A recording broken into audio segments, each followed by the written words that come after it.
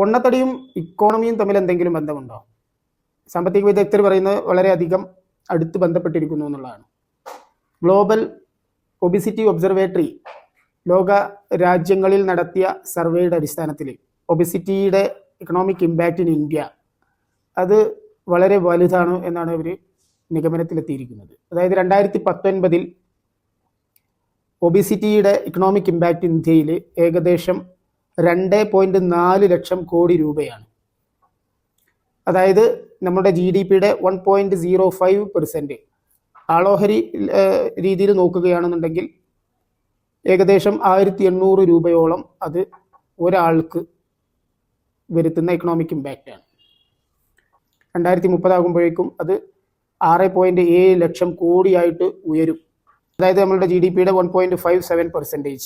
അത് ആളോഹരി രീതിയിൽ നോക്കുകയാണെന്നുണ്ടെങ്കിൽ 4700 രൂപ ഒരാൾക്ക് വരുന്ന ഇക്കണോമിക് ഇമ്പാക്റ്റ് എന്ന് പറയുന്നത്.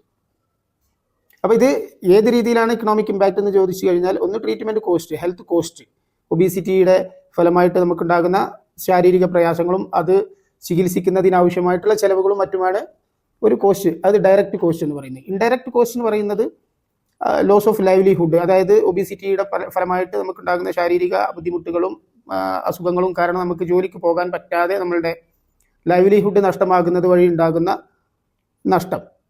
അതേപോലെ തന്നെ ഓപ്പർച്യൂണിറ്റി കോസ്റ്റ്, ഇൻകം ഫോർഗോൺ, നമുക്ക് ഈ ഒരു പ്രയാസം കൊണ്ട് നമുക്ക് ഒരു പക്ഷേ സ്ഥിരമായിട്ട് ജോലിക്ക് പോകാൻ പറ്റാതെ വരുന്നു. നമുക്ക് കിട്ടാവുന്ന അല്ലെങ്കിൽ ഈ പ്രയാസങ്ങളൊന്നും ഇല്ലെങ്കിൽ നമുക്ക് ലഭിക്കുന്ന ഇൻകത്തിൽ വരുന്ന നഷ്ടം. ഇവിടെ വരുന്ന ഓപ്പർച്യൂണിറ്റി കോസ്റ്റ് എന്ന് പറയുന്നത് ഒബിസിറ്റിയുടെ ഫലമായിട്ട് നമുക്ക് നഷ്ടമാകുന്ന ആ തൊഴിൽ ദിനങ്ങളും അല്ലെങ്കിൽ കിട്ടാവുന്ന വരുമാനവും നമുക്ക് നഷ്ടമാകുന്ന വരുമാനവും ഒക്കെയാണ്.